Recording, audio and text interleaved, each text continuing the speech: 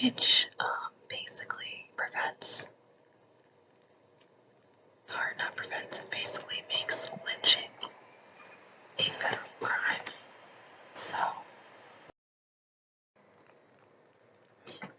and it is called the Emmett Till Anti-Lynching Act. And I'm very passionate about civil rights, so if you are not, and that is not your jam, then just don't watch this particular video. I will give a disclaimer in any content like this. I will do it to the best of my ability. I'm not perfect. I forget sometimes to put disclaimers, or I don't make it as clear, in the beginning. So I apologize. I also wanted to tell you guys about some of the videos that I'm planning to make. So let me pull that up real quick. So right now, I am working on a video that is about Tamla Horsford and her very strange death and the failures of law enforcement to handle it properly. So I'm very passionate about that case, and I've been going incredibly in depth, and I've been listening to a lot of the transcripts for the interviews and a bunch of different sources. I mean, I've spent a long time on it. So I'm hoping you will enjoy it. It's going to be a very in-depth look at the case because we have a lot of material now telling us what they didn't do. And I found this really good interview with Leander, her husband, talking about his experiences with her death and things that he learned, stuff like that. It's been really traumatic for him. So the other thing is that case took place in Forsyth County, Georgia, which is an area that has some dark history, not only with a history of slavery, but racial cleansing that occurred in 1912 and other things like that. A lot of lynching. So as you can see where this is going, some of this content will be hard to hear. So I will let you know whenever I'm discussing these types of topics. I will also be doing a video on Ed Kemper in the near future. They keep putting it off for a different case, but it's high up on my list. So Ed Kemper, Dr. Crippen, it's just a really absurd case, and I'm looking forward to covering that one. Let me see, another one I was thinking, I'm definitely working on it, just haven't done all the notes yet. I've started them, is for Sandra Bland, and then the other case I'm going to be covering is Lane Park, I think. Let me double check that. I'm really bad with names, so I never trust myself on these things. But it is, like, on my notes, it's right by Sandra Bland. Yes, Lane Park, a missing persons case. So I'm very interested in that one as well. I don't even remember how I found it. I do a lot of searching and I try to find interesting cases that I haven't heard of or that I don't see as many people cover typically. But one of the reasons I'm going to cover Ed Kemper is because he is well known and I find him in a fucked up way really funny. Just like, I just think he's really interesting, and he was also the first serial killer that they interviewed. Like, the men who started, or mindhunters that started chrono profiling, he was the first one they interviewed for chrono profiling. They got a lot of information from. He's very talkative, very charming, so he's just like an interesting person, and you'll see when I cover the case. I know all about him, so that's why I haven't done it yet. Also, Jack the Ripper I'm going to eventually cover. I just haven't made the time for going over the documentary I'm going to be reading, or not reading, listening to. So there's that. There's another one I'm trying to think of. The Atlanta child murders are high on my list as well. As you can see, there's a theme. There's a lot of cases in Georgia that I'm interested in looking at. So we're going to go there. Hopefully you'll enjoy my coverage of these cases, whether they are racially motivated, sexually motivated, whatever. I don't know, I just think it's really interesting, and I've noticed a lot of people online enjoy this type of content. But yeah, feel free to give me some feedback about my case coverage, and anything you would like me to cover, I will take into consideration. Like I said, my memory is terrible, but I remember talking to somebody about covering Jack the Ripper, and if you are watching this video, I am going to cover it, and I'm sorry I haven't done it yet. I just kind of been going down this particular rabbit hole, and when I get out of it, I will cover it in like the next few weeks, so I appreciate your patience. But yeah, let us get started with what I actually was going to do for this video. Okay, so we are going to go over an article that I found online that is about the Emmett Till anti-lynching bill. Now, I think this is the one that I liked the best. Okay, this is it. It takes me a minute sometimes to get my shit together. So, the article says, it's from Fox. I will link it in the description, obviously. But it says, what an anti-lynching law means in 2022. So, President Biden just made lynching a federal hate crime after more than 100 years of legislative failure. Sorry, it's really hard for me to concentrate and do both at the same time. I'm doing my best. So on Tuesday, President Joe Biden signed into law a bill that classifies lynching as a federal hate crime, punishable by up to 30 years in prison. Though Biden emphasized the significance of the legislation during a ceremony and praised its broad support, the bill's path to approval has been fraught. It has taken more than 100 years and 200 attempts for proponents to achieve victory. The Emmett Till Anti-Lynching Act, named after the 14-year-old boy who was kidnapped, brutally beaten, and shot by a mob of white men in Mississippi in 1955, before they threw him into a river, allows an act to be prosecuted as a lynching when a person conspires to commit a hate crime that results in death, serious bodily injury, and other serious harms.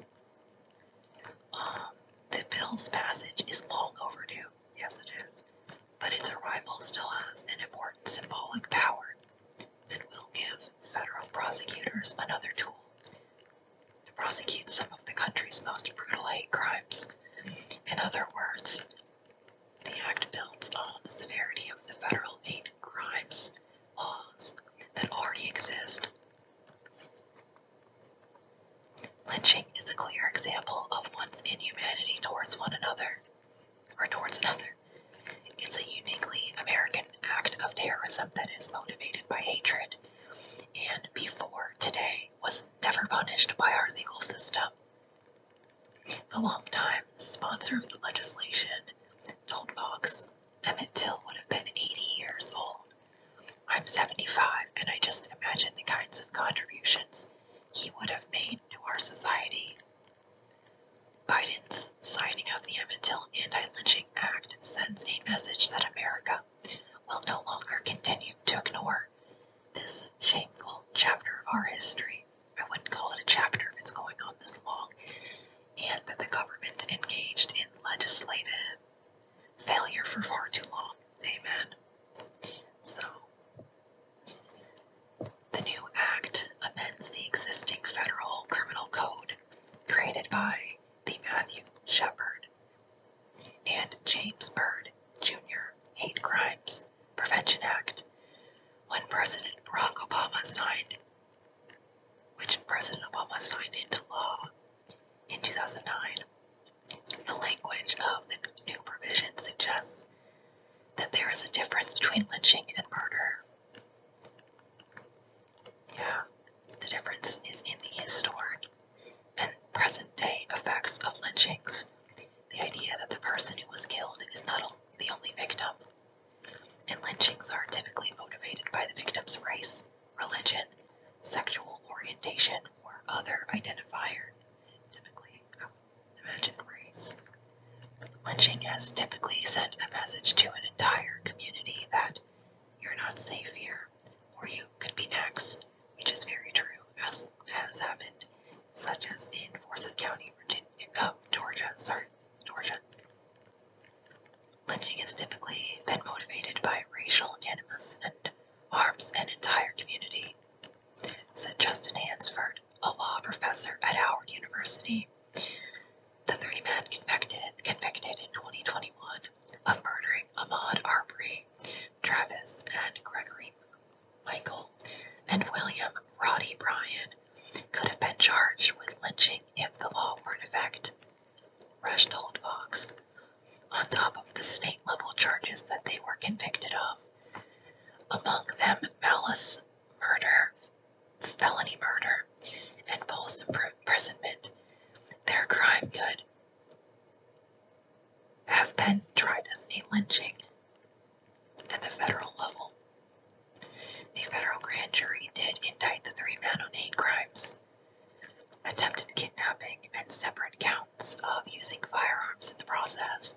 So basically, it's a formal acknowledgement of specifically what they did, right?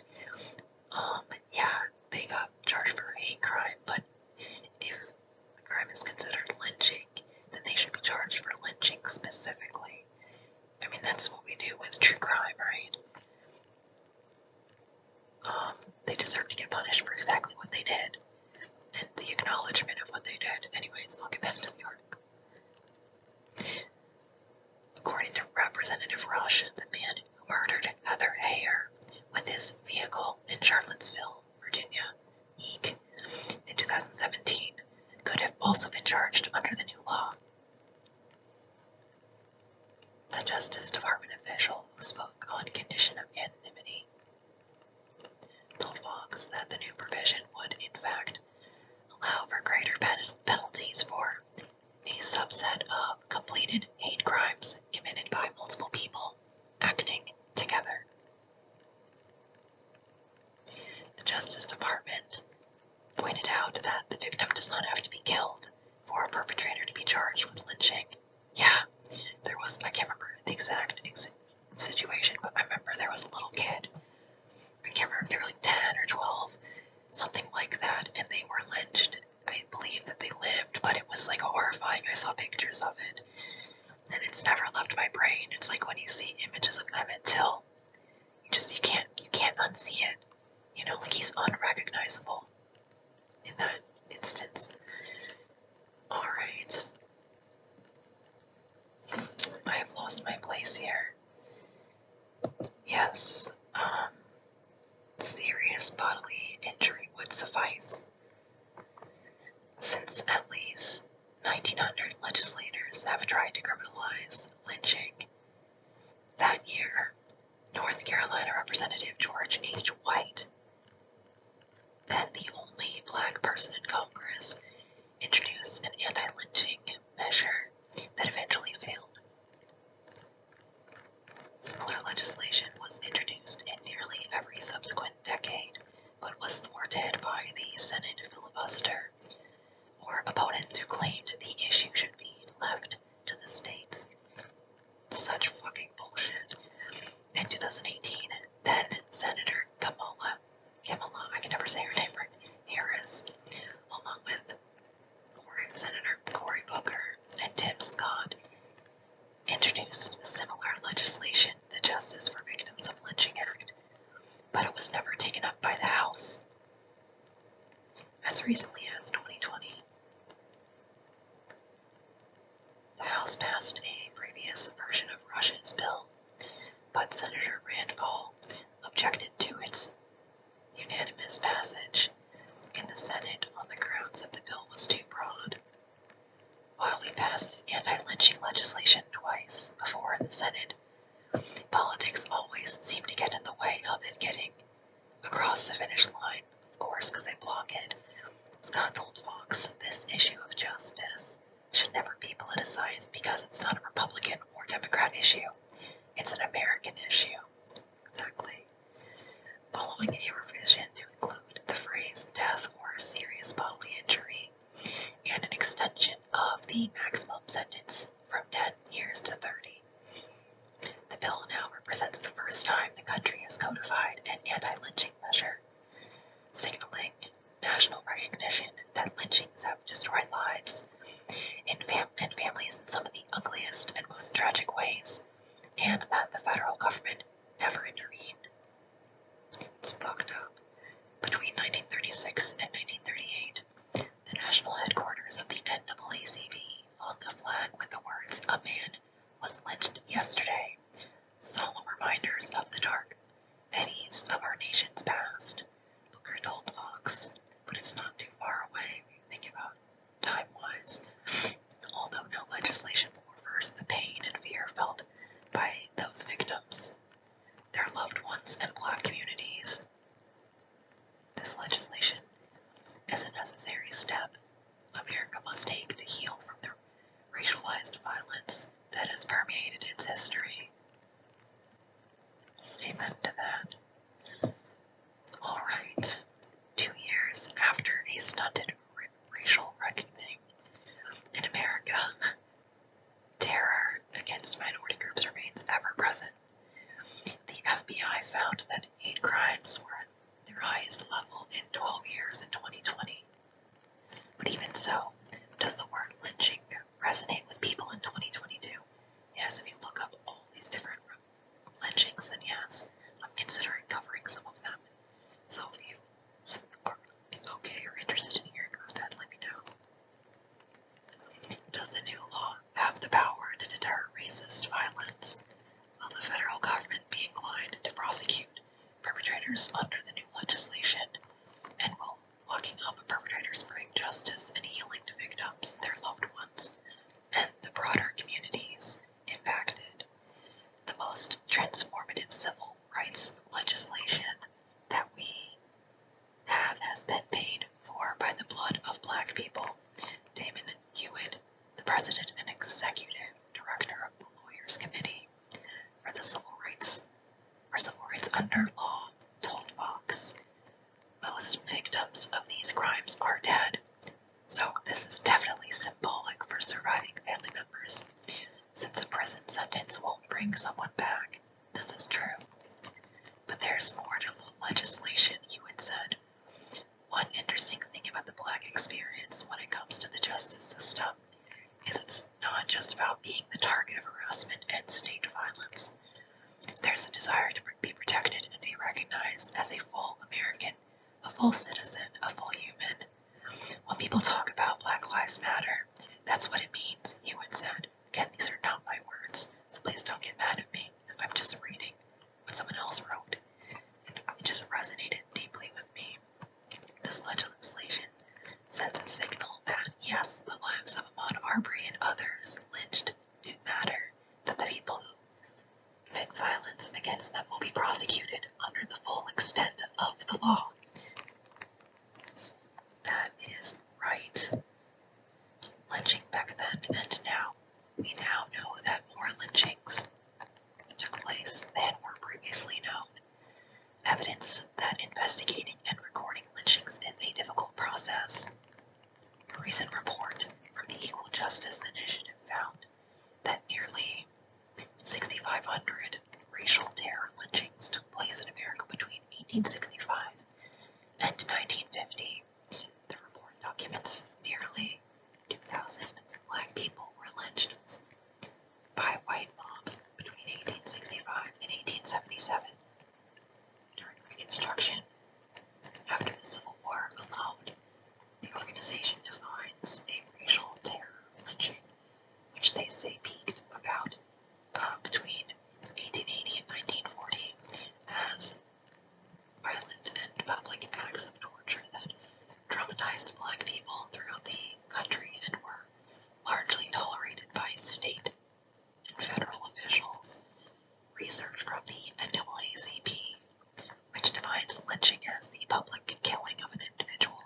present received due process, found that 4,743 lynchings occurred in the United States between 1882 and 1968, with the majority of them, 3,446, being lynchings of Black Americans. Other minority groups and some white people were lynched. 2. Like the Texas lynching of 15 Latin Americans one night in 1918 and the mass lynching of Chinese people in 1871. These reports revealed that lynching wasn't just about a Black person being hanged by the neck, but also about the slow, methodical, sadistic, often highly inventive forms of torture and mutilation. As historian Leon Lidwack wrote in Trouble in Mind, Black Southerners in the age of Jim Crow, for this reason some modern-day murders, you had said, can still be considered lynchings. I agree. The most transformative civil rights legislation we have has been paid for by the blood of Black people. Damon Hewitt, I'm just repeating it, but it's really big words on the side, so it means they really want that to kind of stick into the brain. So I thought I'd repeat it. Lynching for some people might feel like a word that is starting to lose its power because it doesn't feel real and present, but it is. That's what you had said though. But it is kidnapping or an attempt to kidnap. It is torture. It is the sexual abuse that sometimes happens when someone is kidnapped. It is murder. Under this definition, examples of modern-day lynchings abound. There's Abner Luna, white police officers brutally beaten and sodomized with a wooden stick in New York City in 1997. In 1998, James Byrd Jr. was kidnapped, beaten, chained to a car, and driven 3 miles before he died. Many referred to the more recent killings of George Floyd and Ahmaud Arbery as lynchings. Both men were held against their will, publicly brutalized and killed at the hands of white men. How the law fits the present. The new law would cement the meaning of lynching into the federal code.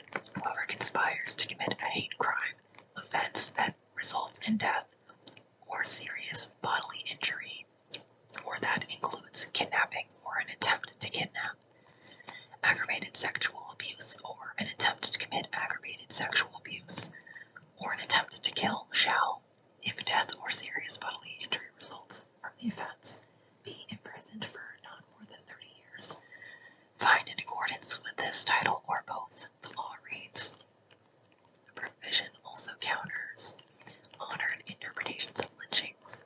Think Supreme Court Justice Clarence Thomas's use of the phrase high-tech lynching when his then colleague Anita Hill called him out for inappropriate sexual behavior in the workplace during his Supreme Court nomination hearings, or Trump's more recent use of the term to describe his impeachment. People have certainly misused the term, and over the years, it has started to lose its force, Hewitt said.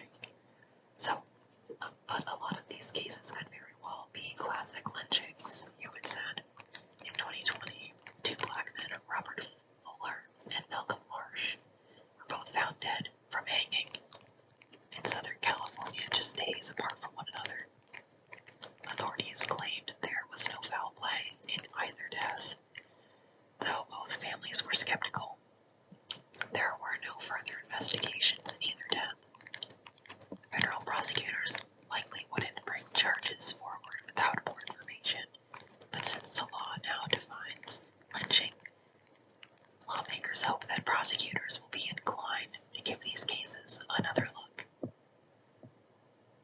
So, let's see here. It's unclear how the new legislation would handle deaths at the hands of law enforcement. When it's the police, we usually think about excessive force under Section 1983, which allows someone to sue the government if they have been a victim of police brutality. Henceforth, the Howard Law professor said, these hate crimes laws are usually reserved for people who are not on duty as police officers when they commit a crime.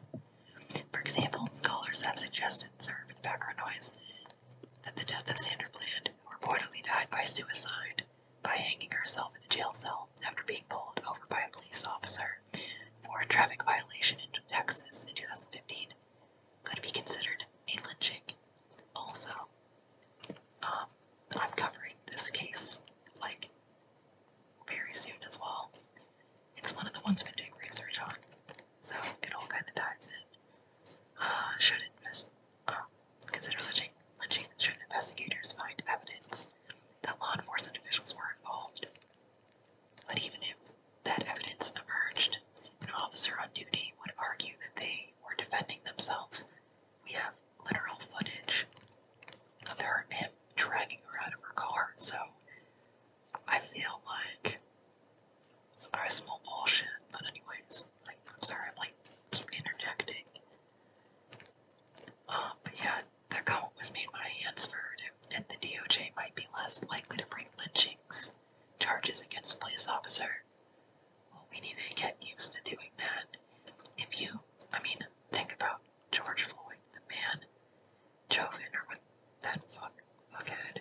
He actually had a lot of citations on his record for that same behavior, and he kept his job. So, to me, it is a systemic problem, and this, oh, I shouldn't charge a police officer thing is the most hypocritical bullshit I've ever heard. It's the most hypocritical bullshit I've ever heard. And, it's a big part of true crime, and, it's a lot of, I think many of us have skepticism and mistrust of police, and it's not just because of how they treat people based on race, but just the lack of accountability for people in law enforcement positions. It's unacceptable. They can assault people, and it's fine. But if someone assaults somebody, it's completely different, it ruins their life, but not the cop. It's ridiculous. Anyways, though commentators viewed George Floyd's murder as a lynching, Minnesota's Attorney General declined to charge former police officer Derek Chauvin with a hate crime. That makes me enraged. And just, I don't know what to do with that rage. Claiming there was no evidence to prove that Floyd's race motivated Chauvin to pin Floyd down with his knee. Just, think about criminal profiling. Racist, cops, and police brutality. The way that they commit those crimes. I don't know, it's almost like if we could profile that behavior, that would be amazing. Because people, act like they're not sure. Oh, I don't know what it really is. It's look, it's typically characterized by excessive force.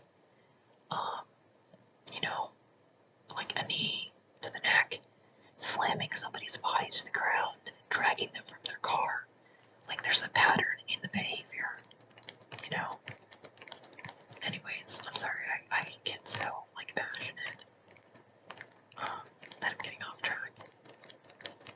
It enrages me that they say, oh, I don't know how it's motivated by that. It's I'll tell you how it's motivated by that. Because it is a common behavior.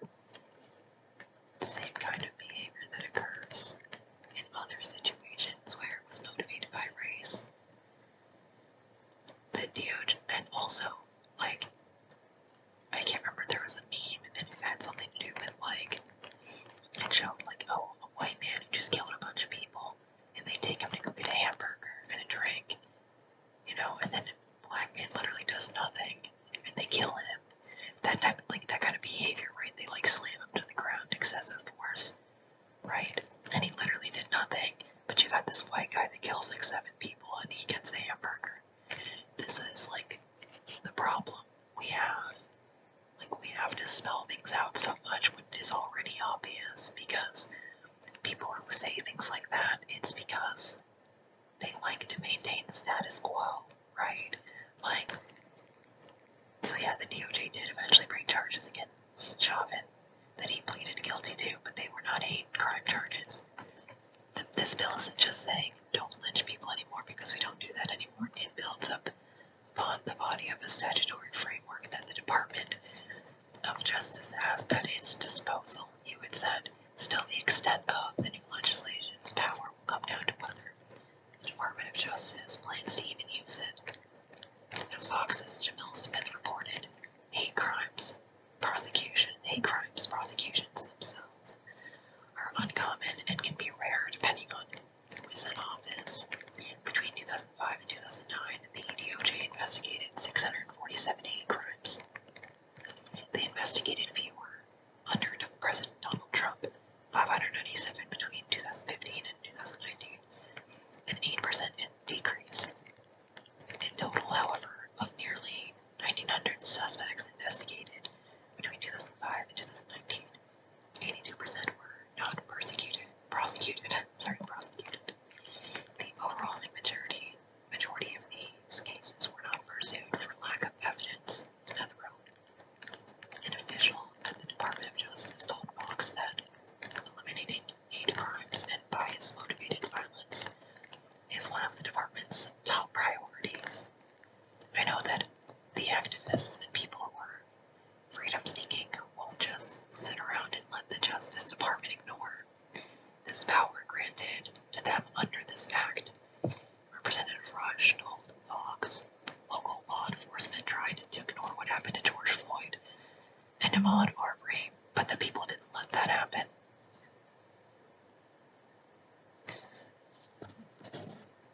I will happily go out there and do some protesting. Hansberg added that there's more room for healing and thinking more broadly about how lynching affects the entire communities.